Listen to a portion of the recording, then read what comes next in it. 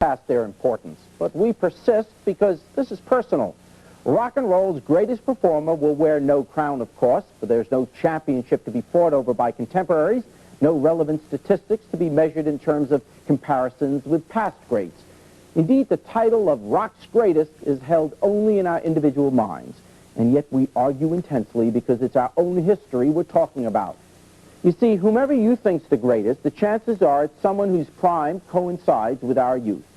I suspect it's because our teens and young adult years are clearly when pop music is most significant to us. And maybe that's because that's when we're falling in love or trying to, or dealing most vigorously with relationships. And the radio, or today MTV and CDs and tapes, become the background music to life. Indeed, for most Americans, their favorite performer probably is someone who was big in their senior year in high school. And yes, there must be exceptions, because I'm not willing to say Bobby Vinton singing Roses Are Red was the best ever.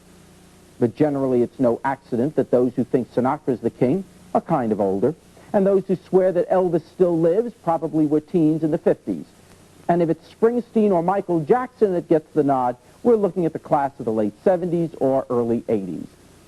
But let me settle the uncertainty with the same lack of objectivity I normally reserve for these commentaries by suggesting that the man who graced the stage at the Coliseum last night was part of the creative genius that made up the greatest musical group of the century, the greatest rock group of all time, the Beatles.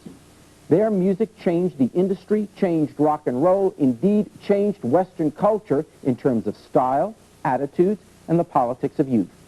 And 100 years from now, their music will still be played even by symphony orchestras who are already playing it. There have been better musicians, better singers, better writers. But nobody could do it all with such impact while leaving a mark of such longevity. There'll be no reunion tours, of course. A crazed assassin saw to that. But those of us old enough to remember can never forget that where music has always been the language of the generation, the Beatles were the one group that created and shaped a generation, which is why no concert ever sold out faster, and why when Paul McCartney sang Yesterday, we knew it was forever.